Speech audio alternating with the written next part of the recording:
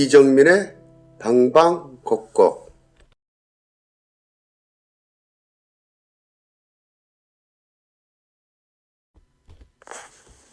안녕하세요.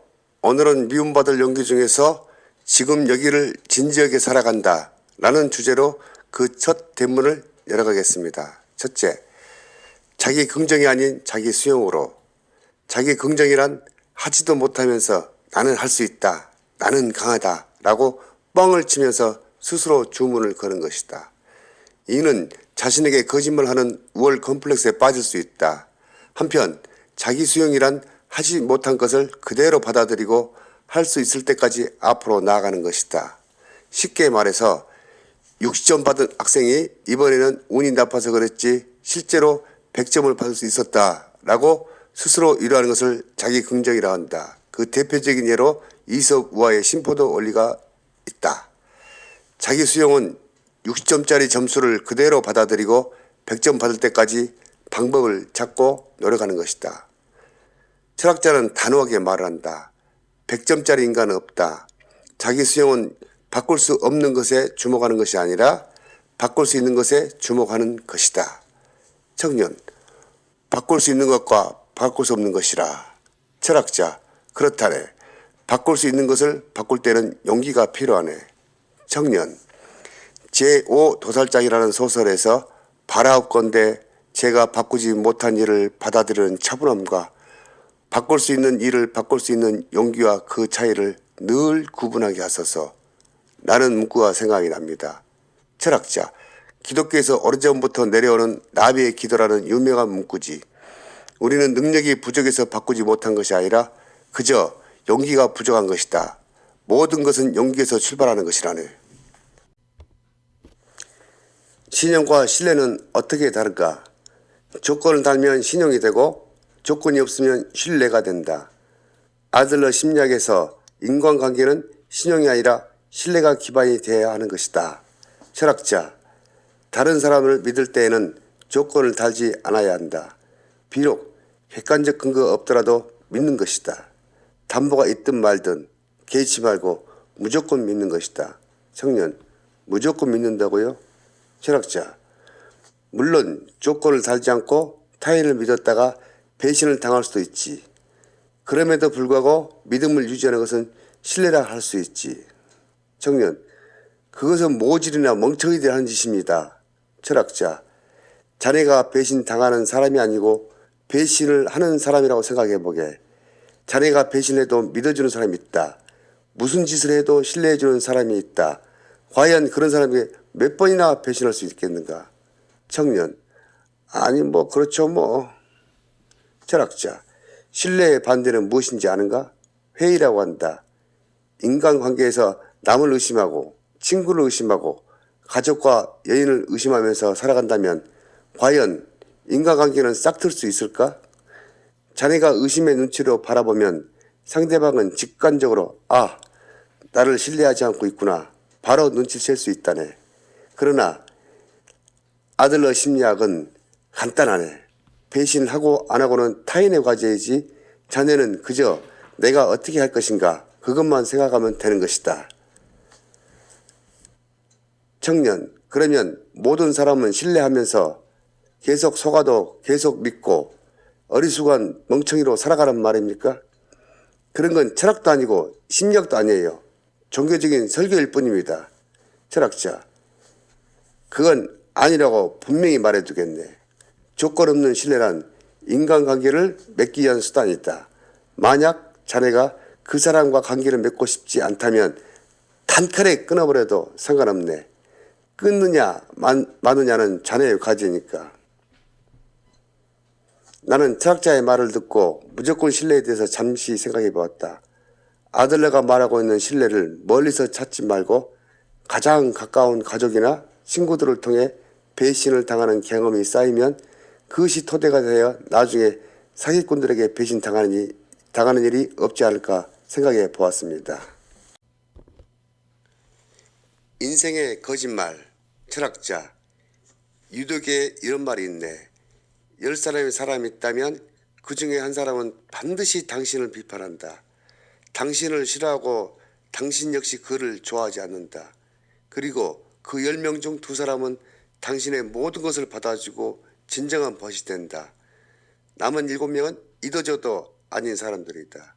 이때 나를 싫어하는 사람에게 주목할 것인가? 아니면 나를 사랑해주는 사람에게 집중할 것인가? 혹은 남은 7사람에 주목할 것인가? 그게 관건이야. 인생의 조화가 결여된 사람은 나를 싫어하는 한 사람을 보고 전체를 판단하지.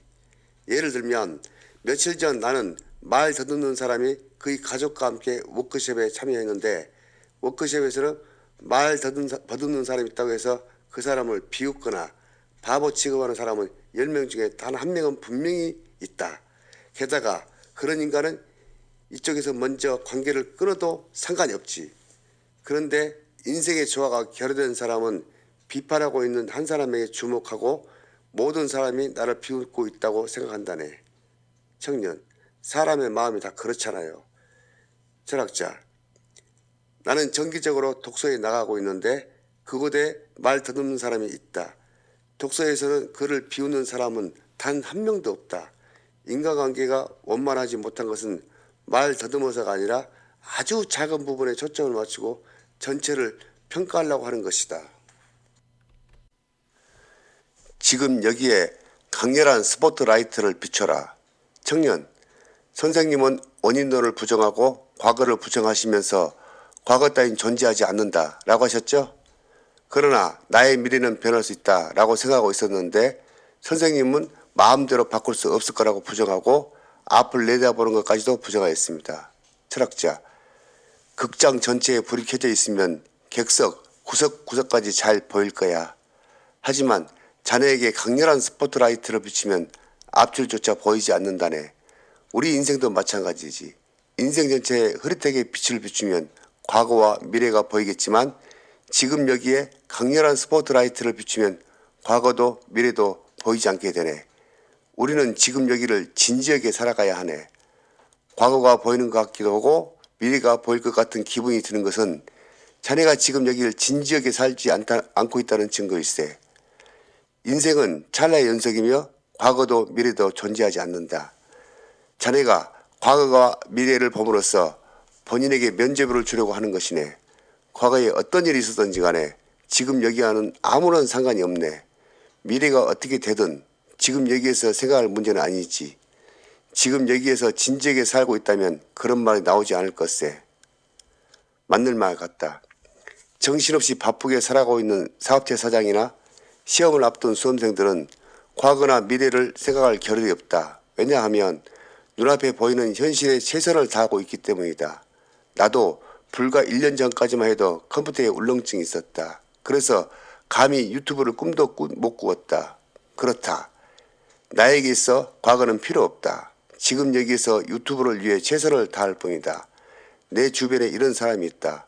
그 사람은 현재의 불만을 과거 때문이라고 부정하고 이와 반대로 과거의 영웅담을 늘어놓거나 미래에 대한 허무맹랑한 이야기로 시간을 보내는 사람들을 많이 보았다. 이들 대부분은 기동량으로 들은 정보를 가지고 화려한 화술로 장밋빛 청사진을 그리고 있다. 나는 이런 사람들이 성공했다는 이야기를 지금까지 들어보지 못했다. 철학자, 대학 입시 수험생들은 공부를 하지 않고 있다면 지금 여기를 진지하게 살고 있는 것이 아니다. 물론 대학 입시는 먼 미래의 일이다. 하지만 매일 조금이라도 단어를 외우고 수식을 푸는 것은 먼 미래의 장래를 위해서가 아니라 하루를 존재하기 위한 것이다. 즉 목표가 있다는 것, 목표를 달성했다는 것과 상관없이 지금 여기를 진지하게 산 것이다. 즉 어디에 도달하는가를 보지 말고 어떻게 살았는지 찰나를 보는 것이다. 먼 미래의 대학 입시를 위해 공부하는 것은 지금 여기의 삶의 일부로서 진지하게 사는 것이다. 이 책을 마치면서 근본에 미움받을 용기 이 책을 적어도 5번을 읽었다. 눈으로 3번, 손으로 1번, 그리고 3년 전에 읽었다.